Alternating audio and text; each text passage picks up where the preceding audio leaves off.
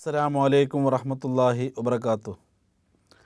أعوذ بالله من الشيطان الرجيم. بسم الله الرحمن الرحيم. يا أيها الذين آمنوا إذا لقيتم الذين كفروا زحفا فلا تولوهم الأدبار ومن يولهم يومئذ دبره إلا متحرفا لقتال أو متحيزا إلى فئة فقد باء بغضب من الله ومأواه جهنم وبئس المصير. صدق الله.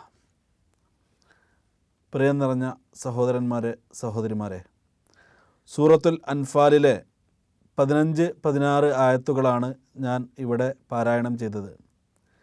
ഇസ്ലാമിലെ യുദ്ധ നിയമവുമായി ബന്ധപ്പെട്ട വളരെ പ്രധാനപ്പെട്ട ഒരു നിർദ്ദേശം ഈ ആയത്തുകളിലൂടെ അള്ളാഹു സുബ്ഹാനഹു വ തആല നമ്മളെ പഠിപ്പിക്കുകയാണ്.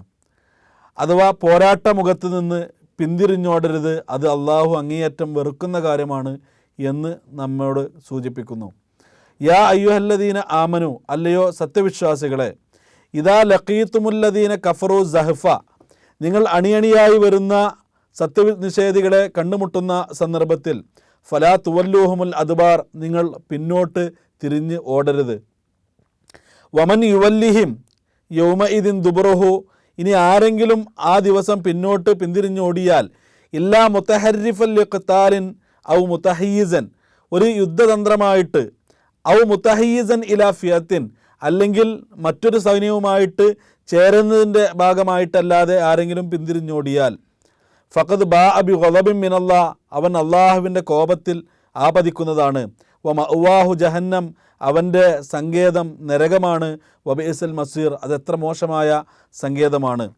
അഥവാ അള്ളാഹു സുബ്ഹാനഹു വ തആല നമ്മളോട് സൂചിപ്പിക്കുന്നു, ശത്രുക്കളുടെ ശക്തമായ സമ്മർദ്ദം കാരണം ഒരു യുദ്ധതന്ത്രം എന്നുള്ള നിലക്ക് പിന്നിലുള്ള താവളത്തിലേക്ക് മാറാനോ മറ്റൊരു സൈന്യവുമായിട്ട് കൂടിച്ചേർന്ന് മുന്നേറ്റം നടത്തുന്നതിനോ വേണ്ടിയിട്ടല്ലാതെ യുദ്ധമുഖത്ത് നിന്ന് ആരെങ്കിലും പിന്തിരിഞ്ഞോടുന്നുവെങ്കിൽ അത് തെറ്റാണ്, ഹറാമാണ് എന്ന് അള്ളാഹു സുബ്ഹാനഹു വ തആല സൂചിപ്പിക്കുകയാണ്. അത് കേവലം ഭീരുത്വത്തിൻ്റെയും പരാജയത്തിൻ്റെയും പേരിലുള്ളത് കൊണ്ടാണ് ഇതിന് ഹറാമായിട്ട് അള്ളാഹു സുബ്ഹാനഹു വ തആല സൂചിപ്പിക്കുന്നത്. കാരണം ആദർശ ലക്ഷ്യത്തേക്കാൾ ജീവന് വില കൽപ്പിക്കുക എന്നുള്ളതാണ് യഥാർത്ഥത്തിൽ അവിടെ സംഭവിക്കുന്നത്. അള്ളാഹു സുബ്ഹാനഹു വ തആല ഈ ആയത്തുകളിലൂടെ വിശദീകരിച്ചതിന് പ്രവാചകൻ സല്ലല്ലാഹു അലൈഹി വസല്ലമ വൻ പാപങ്ങളിലാണ് എണ്ണിയിട്ടുള്ളത്. പ്രവാചകൻ സല്ലല്ലാഹു അലൈഹി വസല്ലമ പറഞ്ഞു, മനുഷ്യൻ്റെ എല്ലാ നന്മകളെയും നശിപ്പിക്കുന്ന 3 പാപങ്ങളുണ്ട്.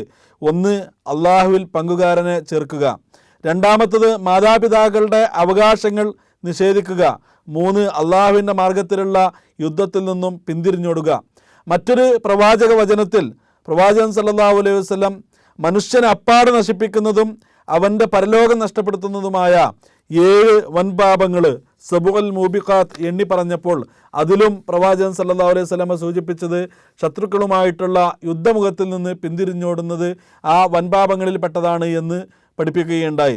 അപ്പോൾ ഇത് കേവലം ഒരു ഭീരുത്വം എന്നുള്ളത് കൊണ്ട് മാത്രമല്ല, കാരണം ഒരാൾ തിരിഞ്ഞോടിയാൽ അത് ഒരു സൈനിക വ്യൂഹത്തെ തന്നെ ബാധിക്കും. ആ ഒരു വ്യൂഹം പിന്തിരിഞ്ഞോടിയാൽ അതൊരു സൈന്യത്തെ മൊത്തത്തിലായിട്ട് ബാധിക്കും. അത് ഒരു നാടിൻ്റെ തന്നെ പരാജയത്തിൽ കലാശിക്കും എന്നുള്ളത് കൊണ്ടാണ് ഇതിനെ ഏറ്റവും വലിയ പാപങ്ങളിൽ ഇസ്ലാം എണ്ണാനുണ്ടായ കാരണം.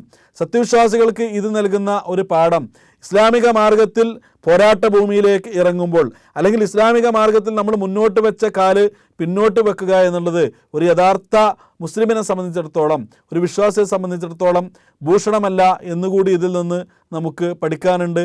അള്ളാഹു സുബ്ഹാനഹു വ തആല നമ്മളെ അനുഗ്രഹിക്കുമാറാകട്ടെ. വാഖിറു ദഅ്വാനാ അനിൽ ഹംദുലില്ലാഹി റബ്ബിൽ ആലമീൻ. അസ്സലാമു അലൈക്കും.